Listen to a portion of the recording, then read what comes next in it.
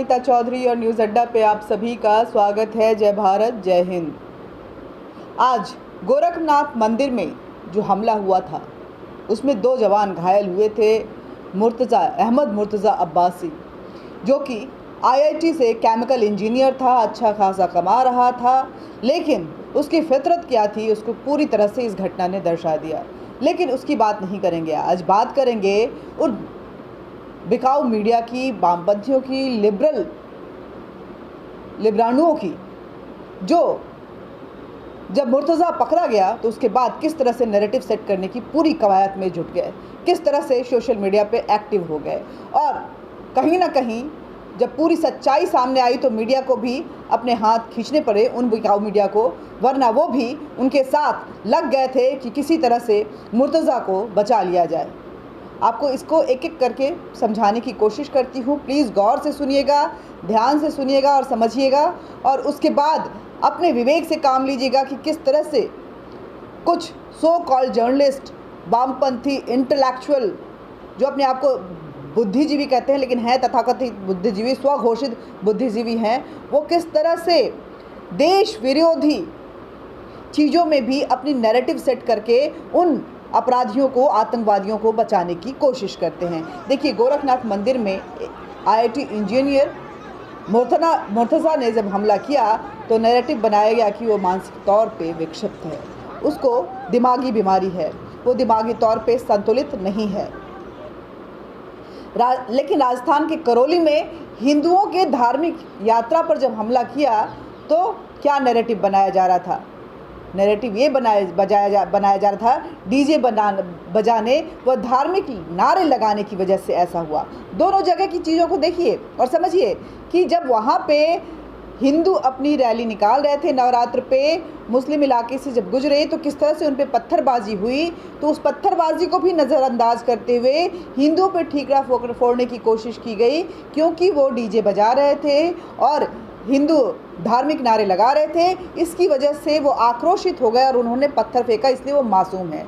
उसी तरह गोरखनाथ मंदिर में मुर्तज़ा जब हमला किया गया और रंगे हाथ पकड़ा गया तो ये नैरेटिव बनाने की कोशिश की गई कि मुर्तज़ा दिमागी तौर पे विक्षिप्त है, संतुलित नहीं है, बीमार है, इसलिए उसको बख्श देना चाहिए।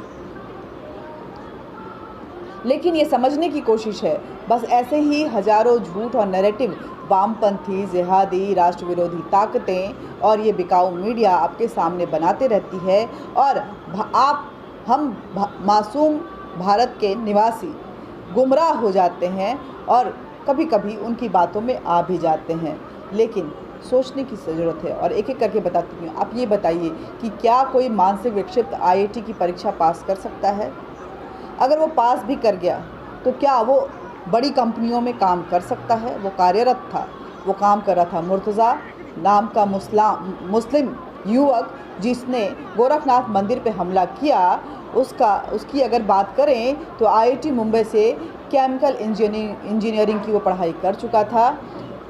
लेकिन बिकाऊ मीडिया ने आपको किस तरह से उसको मासूम बनाने की कोशिश की और जिहादी वामपंथ ने उसको मानसिक विक्षिप्त बताया, मासूम बताया।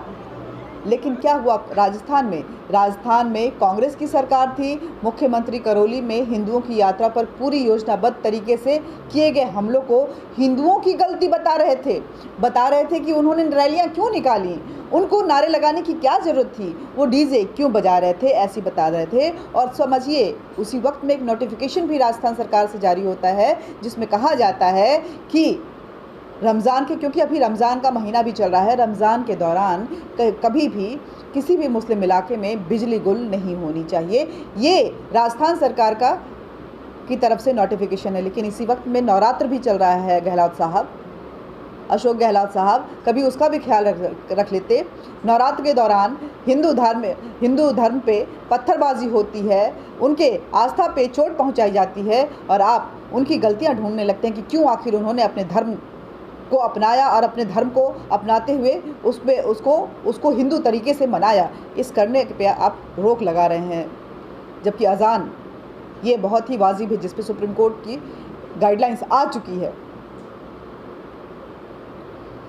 आगे सोचने वाली बात यह है कि आखिर एक ऐसे समुदाय जो हिंदू के अस्तित्व मात्र से ही इतनी नफरत करता है, उन्हें भारत में ग्लोरीफाई करने के लिए किस किस तरह के हथकंडे अपनाए जाते हैं, जो अनवरत पिछले कई दशकों से आज़ादी के बाद से जारी है, जिसे अंग्रेज़ों ने प्रोपागेट किया, जिसे मुग़लों ने एस्टैब्लिश किया, वो आज भी जारी है। और हमारे देश में जचंदों की कमी फ़िलहाल न ख़त्म हुई थी न हुई है, और अभी जिस तरह से बढ़ता जा रहा है लगता है आगे ख़त्म होगी भी नहीं। आप बताइए कि एक बार कोई व्यक्ति आपको धोखा दे देता है तो क्या आप उस पर विश्वास करते हैं? कभी नहीं करते हैं।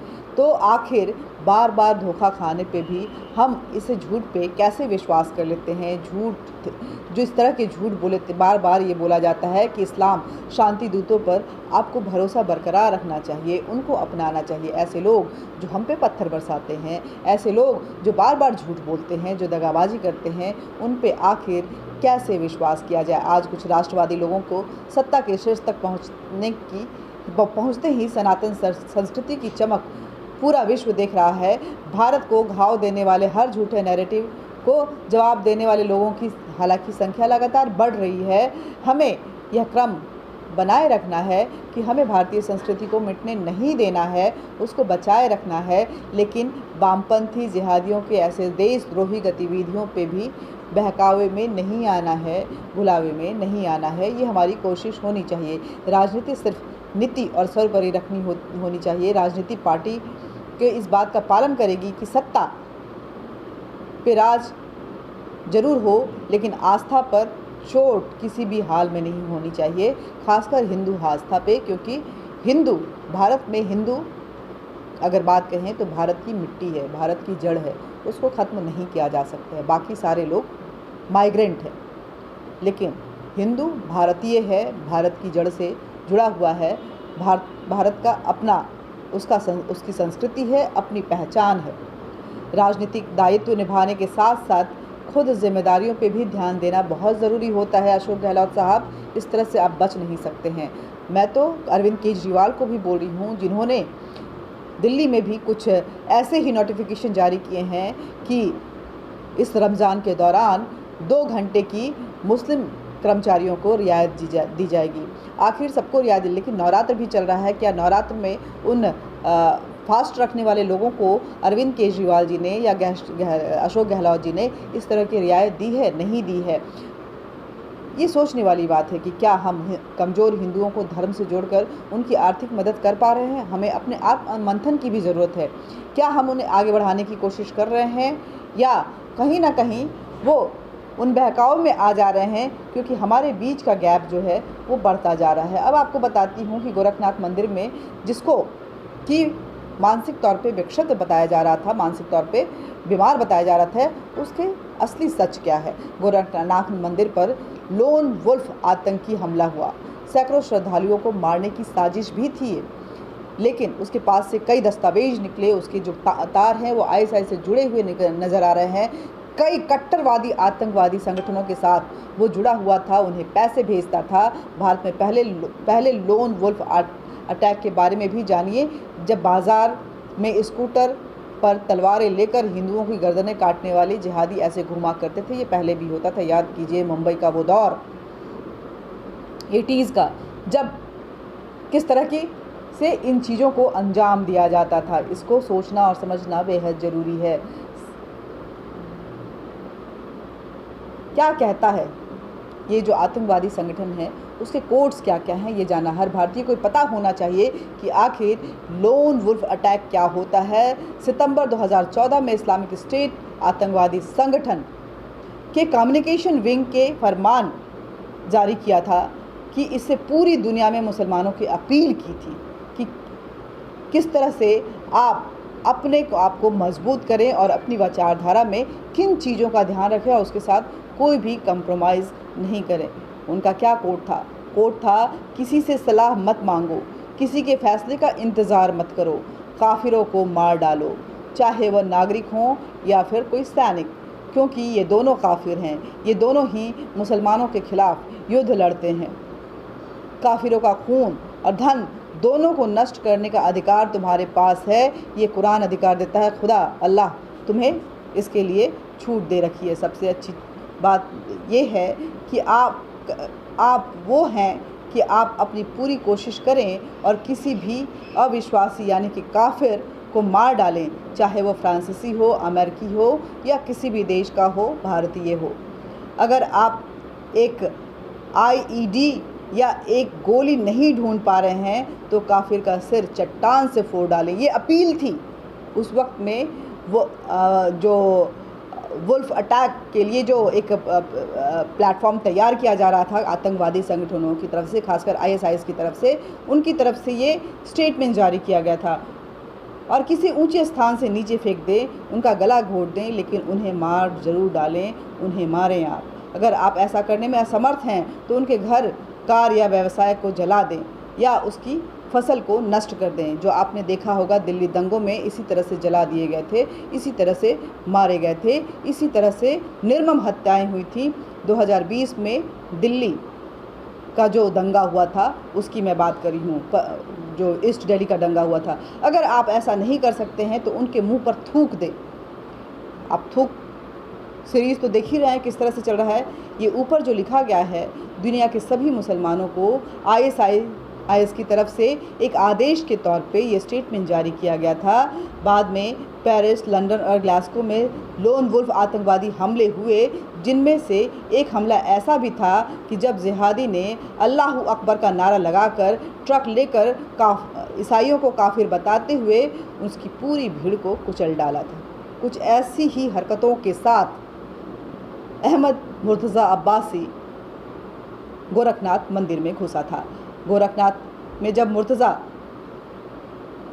गिरफ्तार किया गया तो उसने कहा कि जो व्यक्ति मानसिक रूप से विक्षिप्त है, वो जिस तरह से गिरफ्तार किया गया, अल्लाह अकबर बोलते हुए, अपने खुखरी को नचाते हुए, और 2 जवानों को उसने जिस तरह से घायल किया। अब बताइए कि कोई भी मानसिक रूप से विक्षिप्त व्यक्ति जब जांच के बाद जो बातें सामने आईं, क्या वो ऐसा कर सकता है?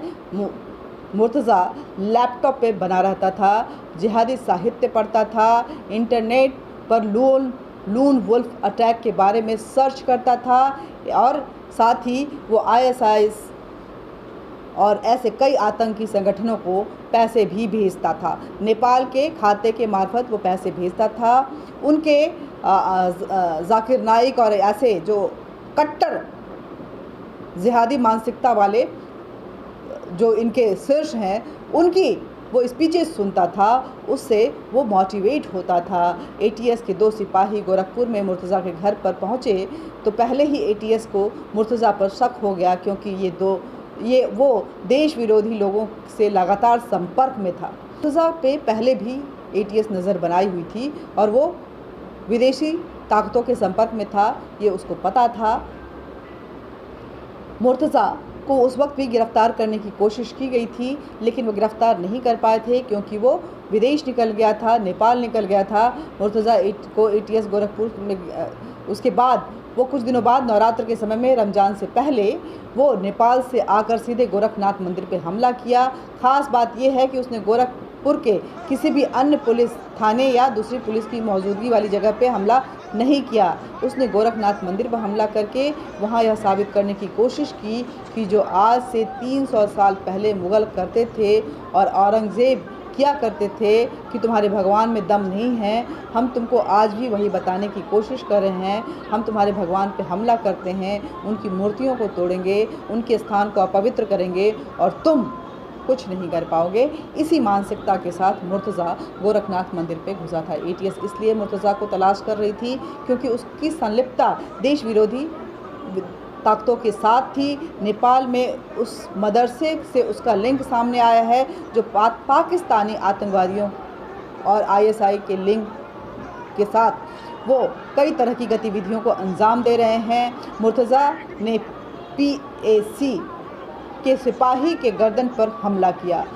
और सीधे गर्दन काटने की कोशिश की, और फिर उसने राइफल लेकर गोरखनाथ मंदिर के अंदर श्रद्धालुओं पे अंधाधुंध फायरिंग का प्लान बनाया।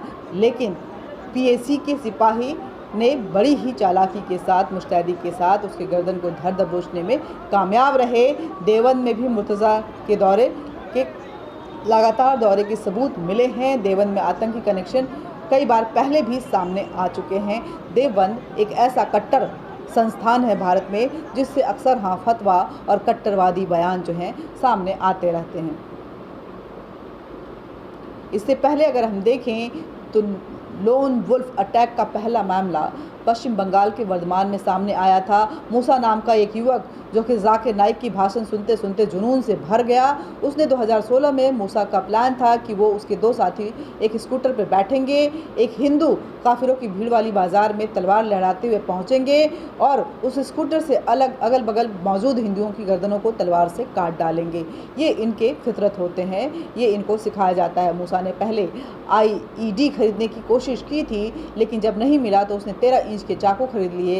हालांकि जैसे ही उसने ये चाकू खरीदा, सुरक्षा एजेंसियों को उसने उससे गिरफ्तार कर लिया था। ये मामला अभी भी अदालत में चल रहा है, जिसकी आप तहकीकात और तथ्य सामने ला सकते हैं। तो आप बगल में बैठे हुए अपने व्यक्ति से सावधान रहिए, क्योंकि उसके मन में जिहाद का कौन सा कीड़ा पनप रहा है आप भी नहीं जानते। वो आसमानी किताब क्या कुछ सिखाता है और उस आसमानी किताब के हवाले से किस तरह की आदेश पारित होते हैं, ये कोई पहली बार हम नहीं सुन रहे हैं। इससे पहले भी होता आया है, इससे पहले भी आपने वीडियोस भी देखे होंगे। उसके बाद भी अगर आप मूक दर्शक बनेंगे या ये सोचेंगे कि ये तो वो थे, शायद ये मासूम होगा या इसने जो किया वो अपनी मानसिक संतुलन खोकर किया, तो कहीं ना कहीं आप अपने आप को बहला रहे हैं, बहकावे में डाल रहे हैं। आपके लिए, अपने इस देश के लिए, अपने आप के लिए, अपने परिवार के लिए, अपने समाज के लिए सतर्क रहना बेहद ज़रूरी है। जय हिंद, जय भारत। और फिर एक बार बोलती हूँ, वीडियो को ज़्यादा से ज़्यादा शेयर कीजिए, लाइक कीजिए, सब्सक्राइब कीजिए, बेल बटन दबाइए ताकि नोटिफिकेशन आप तक पहुँचता रहे। और इस मानसिकता को लेकर के भारत में जो एक भारत विरोधी तत्व लगातार पनप रहे हैं और उनको किसी न किसी हाल में बचाने की जो एक कोशिश, कवायद की जा रही है, विदेशी ताकतों के हाथ में बिक कर कुछ so called intellectual, so called बिकाऊ media, so called citizen of India, और अगर हम बात करें तो जिहादी और वामपंथी मानसिकता की तरफ से, उसको लेकर के आप क्या सोच सकते हैं, कमेंट बॉक्स में कमेंट करें। साथ ही नमस्कार, जय हिंद, जय भारत।